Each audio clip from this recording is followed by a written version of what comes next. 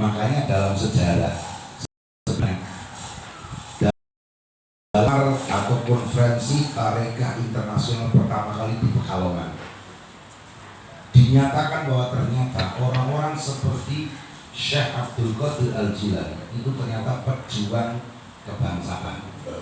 Murid-muridnya Syekh Abdul Qadir Al-Jilani itu semuanya pejuang. Digambarkan ya seperti Ansor Banser ini.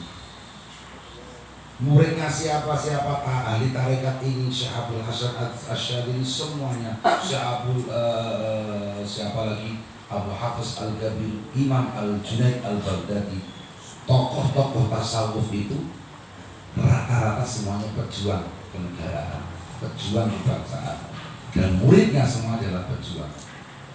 Nah, artinya bahwa rasa kebangsaan itu, kalau orang itu istilahnya sudah benar, orang itu pelajari istilahnya sudah kafah yang benar, bukan kafah yang kemasan, itu faham. Mana dalilnya mencintai negara? Begini,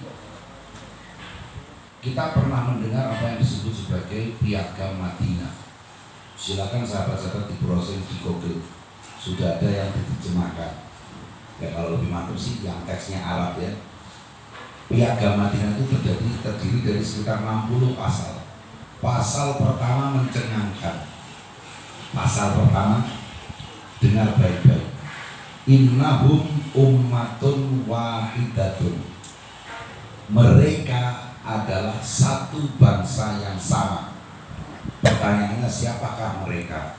Pelajari sejarah. Yang menandatangani Piagam Madinah adalah dua pihak besar, Muslimin dan Yahudi. Jadi Rasulullah pernah membuat UUD.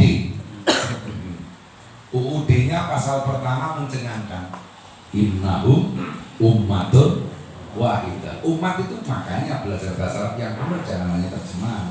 Umat jangan diterjemahkan umat seperti bahasa Indonesia. Kalau umat kan lebih identik dengan kelompok keagamaan, umat Kristiani, umat Muslim kan gitu. Enggak, umat yang asli itu bangsa. Innahum ummatun wahidah. Humnya kemana? Makanya belajar nahwu. Kembalinya dhamir kemana? Orang yang tidak punya dhamir, orang yang tidak mengerti dhamir berarti tidak punya dhamir, tidak punya hati. Ada ungkapan begitu, tidak punya hati, yang tidak tahu kembali dhamirnya kemana.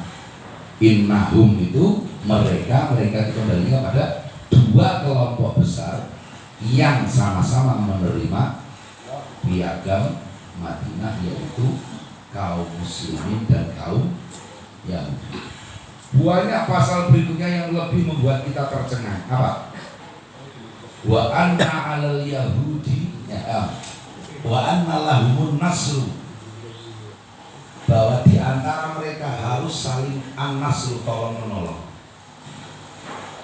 Bahkan diwajibkan bagi kaum muslimin Madinah waktu itu membela kaum Yahudi jika kaum Yahudi itu diserang oleh musuhnya sendiri. Paham ya? Jadi di dalam pasal itu ada kewajiban kaum muslimin membela kaum Yahudi Madinah, jika Yahudi Madinah diserang oleh kelompok yang lain di luar Madinah.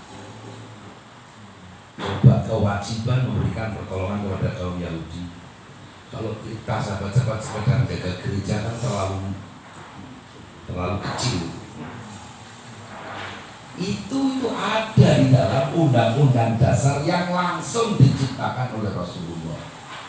Lah kok ada yang bilang cinta tanah air sebagian dari iman, dalilnya mana? Ya udah pernah ngaji gitu saja. Itu fakta, silahkan cari betul-betul apa itu Piagam Madinah. Itu konstitusi pertama kali yang langsung ditulis oleh Rasulullah. Pertama menegaskan kebangsaan. Artinya apa? Dakwah Rasulullah ada dua, dakwah tauhid dan dakwah kebangsaan. Negara itu, negara dengan agama lebih penting mana? Lebih penting negara untuk mempertahankan agama. Karena agama saja tanpa negara mustahil. Faktanya, apakah ketika kita masih di bawah penjajahan Belanda kita bisa sholawatan semeriah ini? Nggak bisa. Tapi kita sekarang merdeka kan, kita punya negara. Jadi kaum Kurdistan tadi saya sudah bilang, orangnya alim-alim, imam-imam besar, bukan imam besar yang itu ya, imam besar keluar dari suku Kurdistan, tapi mereka tidak bisa apa-apa. Terus berarti imam-imam itu nggak pernah haji? Ya pernah. Kalau mau haji masuk ke salah satu dari 3 negara sekitarnya dan harus menjadi warga negara situ. Kebanyakan lari ke Suriah karena aman sebelum adanya ISIS. Orang-orang Kurdi banyak di Suriah, di Irak lumayan aman, tapi waktu itu sering dibunuh oleh Saddam Hussein. Paling aman memang Suriah. Makanya kalau sahabat-sahabat pernah dengar nama Profesor Dr. Sheikh Said Ramadan Al-Buti, sekarang nanti jangan di browsing. Sorry ke Indonesia ke kalangan Mbak Maimun, tapi meninggal dunia saat ngaji di masjid dibom oleh Wahabi. Bom bunuh diri. Seperti begini apa, santri-santri ikut ngaji tapi meledakkan diri di situ. Beliau masih bangun ditembak. Ada banyak videonya. Syekh Buti itu alim luar biasa, sahabat akrabnya Mbak Maimun.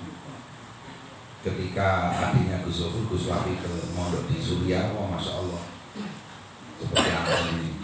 Dan ketika Syekh Buti sudah kabudut, putranya Syekh Muhammad Taufik Buti juga sering ke Mbak Maimun.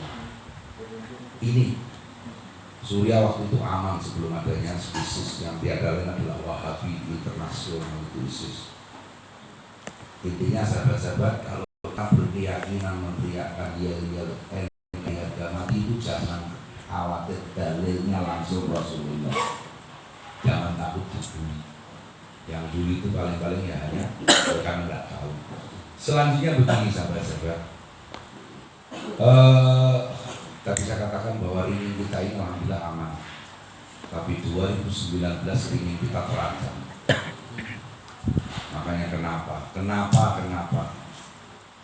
kampanye terakhir Habib Lutfi dan Mbak Maimun sampai Jakarta bersama Pak Jokowi.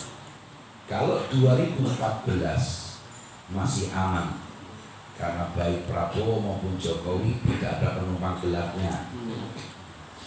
Makanya hakul yakin mertua saya itu termasuk santri Habib Lutfi. Setiap sebelum Ramadan selalu pasti seorang ke Habib Lutfi minta arahan. Waktu itu menjelang Pilpres 2014. Abah mertua saya pendidikan khusus masalah Pilpres kali ini kamu tidak wajib ikut aku. Saya langsung lega. Kalau itu puasa kan Pilpresnya. Seketika begitu Pilpres puasa itu Bismillah Jokowi meskipun tidak sesuai dengan Habib Lutfi. Itu 2014. Tapi 2019 penumpang gelap di 02 mengerikan. Maka satu hal yang paling membuat kami bersedih di pimpinan pusat adalah ketika Kiai Ma'ruf Amin Rois Am kita tega rela melepaskan kursi Rois Amnya hanya sekedar sebagai wakil presiden. Ingat, dalam kursi ke Rois Aman lebih prestisius ketimbang seorang presiden sekalipun. Kiai Ma'ruf Amin rela dengan pedih sekali meninggalkan kursi Rois Am hanya sebagai wakil presiden. Belum lagi buli-buli yang udah tua bangka segala macam masih pilih jabatan politis semuanya diterima karena waktu itu gawat betul, ringinnya sedang terancam, maka pimpinan genderuwo kontak. Paham sahabat-sahabat? Dengan segala kepedihan, saya pertama kali yang sudah mulai paham aja terkejut Kiai Ma'ruf Amin kok hanya rela jadi wakil presiden. Oh, jadi presiden aja saya agak kecewa. Tapi ketika kita ini bahaya. Dalam bahasa Gus Yahya waktu itu 2019, beliau cerita kepada saya, aku pilpres pirowe ra tau melu blas laopo dolanan pilpres. Tapi saya keliling ke kiai-kiai di ujung-ujung, di lereng-lereng gunung, kiai-kiai kos, semuanya kok pilih Jokowi. Dan saya ingat dahulu Mbak Maimun, ini cerita Gus Yahya. Hati-hati jika arus utama NU kemana, kamu jangan melawannya. Wali aja kalah. Mbak Maimun tahu.